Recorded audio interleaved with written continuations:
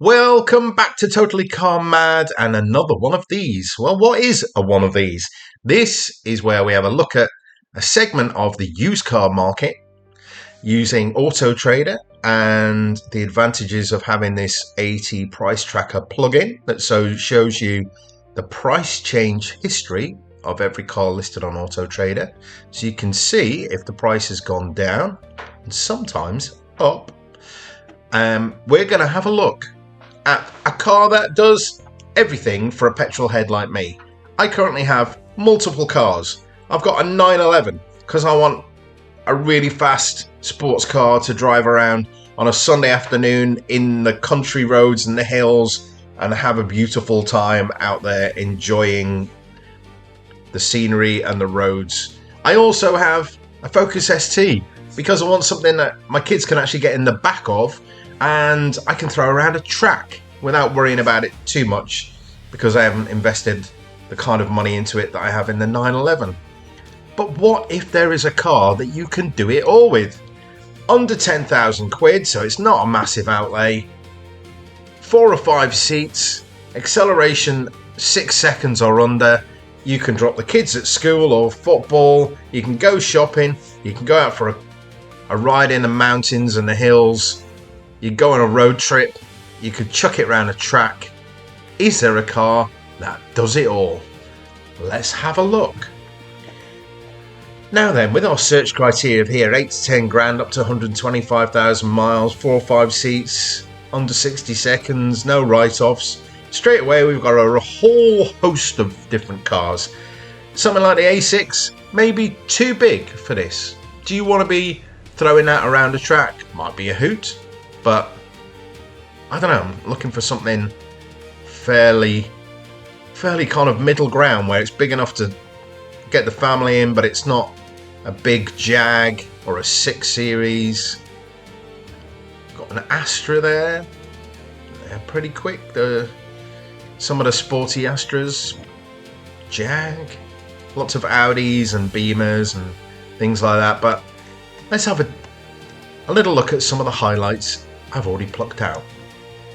Now then, this Mercedes A45 AMG is a 2-litre 4-door with hatchback, so it's practical enough to use for the family.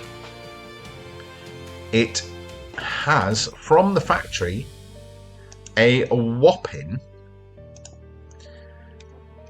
355 brake horsepower and 450 newton meters of torque, doing 0 to 62 miles per hour in 4.6 seconds. That is an astonishing performance car. It claims that it can do 40 miles per gallon on an average run, but this one has had a stage 1 remap allowing it to push out 420 brake horsepower. A few mods as well to help with that. That is a sensationally quick car for just under £10,000. They are a nice looking car, I think. I had a rather slower version of this as a hire car once. Beautiful place to sit, well equipped, got everything you ever need. It looks like it has genuine back seats and not what a lot of kind of sportier 2+2s have, and you know, you'd have to be a jockey to sit in the back. That looks like it's a car that does absolutely everything. What do you think of that one? Let's compare it with find number 2. This bright red BMW 2 Series 228i M Sport. Slightly different style than our first, which was a hatch. This is a kind of a compact saloon. Fits into our category very nicely on all fronts. Performance of 5.7 seconds for our 0 to 62. 242 brake horsepower. Obviously a lot lower than that Mercedes was pushing out. Same sort of miles per gallon, 44. That's pretty reasonable. With a BMW of 2015, it's going to be well appointed, well made. That's a pretty solid buy, isn't it? Only 2-door, so slightly less practical for getting in and out of, but still not a bad little number in our search criteria range, hey? Then we move on to something slightly bigger, the Audi S4. Now, obviously, there are S4s slightly earlier with the 4.2 V8, which is a monster of an engine, but I've had a look at the 3-litre V6 because it's probably slightly more reasonable to run as the car that does everything rather than the great big hooning V8 doing sort of 19 miles per gallon. This 3-litre V6 petrol engine will take you from 0 to 60 miles per hour in 5.3 seconds, knocking out 329 brake horsepower and still managing 30 miles per gallon. That's pretty cool as well. You've obviously got the Audi Quattro 4-wheel drive system, which means it's going to be tight on the track. It's going to be great in the winter. Again, another car that does it all. Plenty big enough inside for your family to sit in whilst you cruise them to school and go to the shops and all that kind of jazz. That fits our criteria very nicely as well. What do we have next?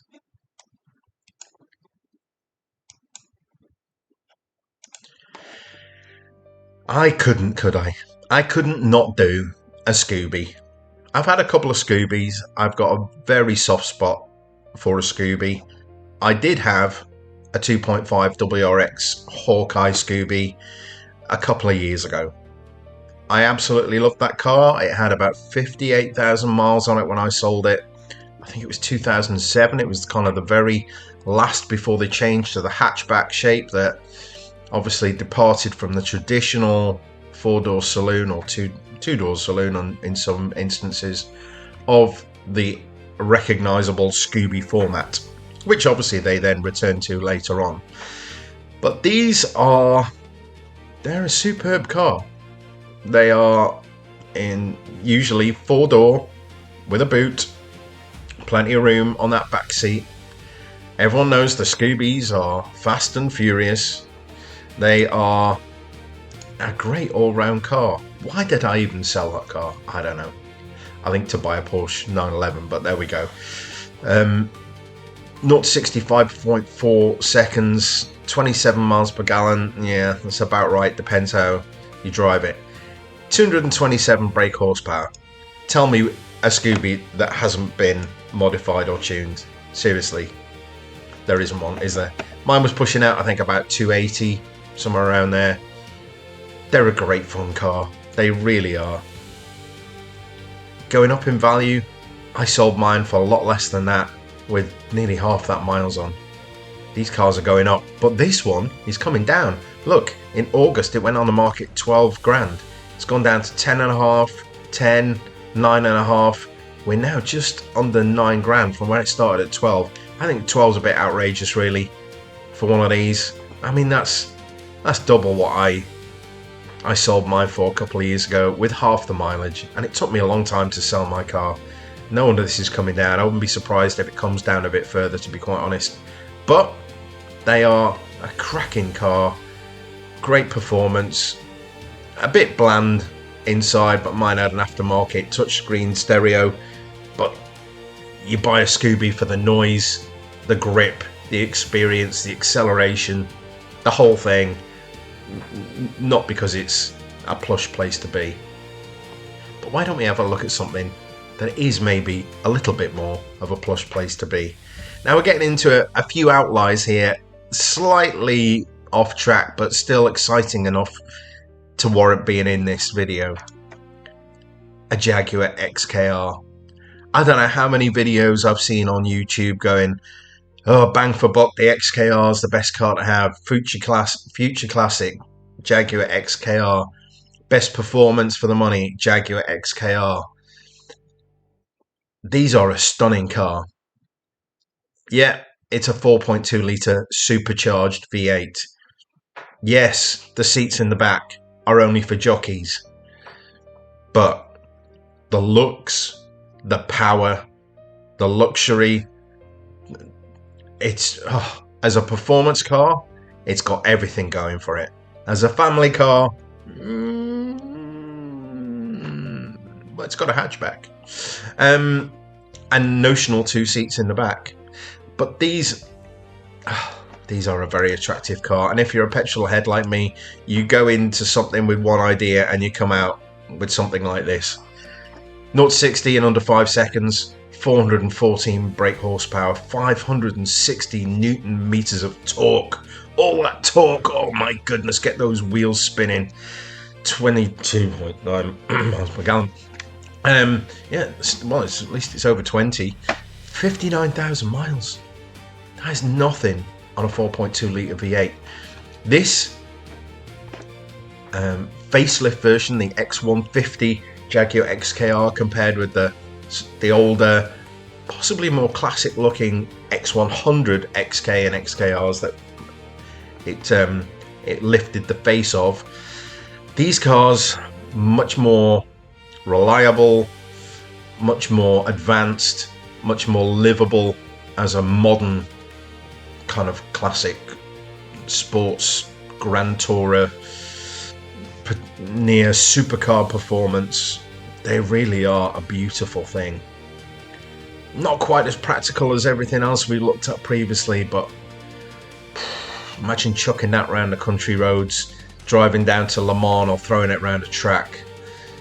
That's got it going on. I mean, people mistake these with the Aston Martin, which is way more expensive to buy, way more expensive to run, way more expensive to fix. These Jaguars are an incredible buy, I have to say, but is it practical enough? Who cares? Get it bought. Again, you can see here, using our price tracker, this car's been set for sale forever. It started back in Feb at 14 grand, and it's gradually crept down £4,000 to where it is today at 10 grand. That's a good car for that money. Under 60,000 miles for all of that. Get it bought. Now then, an Alfa. I like the look of an Alfa. This probably fits more as a hot hatch.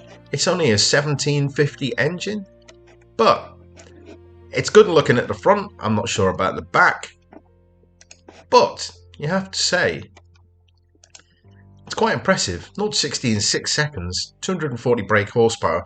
That's sort of around where the Scooby is, but this is doing 40 miles per gallon. So as a usable do it all daily, it's quick enough to take out on a track day. It's good looking enough to be your one and only kind of fancy car. I mean, the back end, I'm not so sure of, but they're a nice place to be inside. Kind of half leather, half Alcantara. Got the Alpha badge kind of etched in the Alcantara there. Little armrest in the back with cup holders. Plenty of room for the kids in there. I mean, nice dashboard. The ubiquitous Alfa stroke Fiat type Jeep system that you see in all those cars of that ilk in there. But it's still a nice place to be, hey? As a car that does everything, it kind of does. It just about does. 61,000 miles. That's nothing really, is it? I mean, I think that's a pretty good buy. Now I'm going to throw a couple of left field options in here as well. How about this? A Bentley Continental. Okay, hear me out. It's under £10,000. It was £12,000 back in March, and it's obviously been for sale a long time, so there could be a bit more to go in that price yet. It's done 76,000 miles. It's a pretty fast car. Let's just have a look at the numbers. 0 to 60 in 4.7 seconds, 552 brake horsepower, 649 Newton meters of torque. Let's just skirt over the miles per gallon thing there. But if you work from home like I do, many people do nowadays, and you don't go very far, who cares what the miles per gallon is? That is a Bentley, ladies and gentlemen, for under £10,000 with all of that power and speed. And a rather nice place to be inside as well. Now, I wouldn't want to replace the tyres, I wouldn't want to service it, I wouldn't want to fill it at the petrol station. But I would like to drive it to Le Mans. I would like to throw it round a track. How can, in the same bracket and the same criteria, be a Bentley Continental GT and an Alfa Giulietta? I don't know. What do you think? What have I missed? What would you have as the car that does everything? Family, fun, fast, track, for under 10k? Let me know in the comments below. Thank you for watching. See you next time.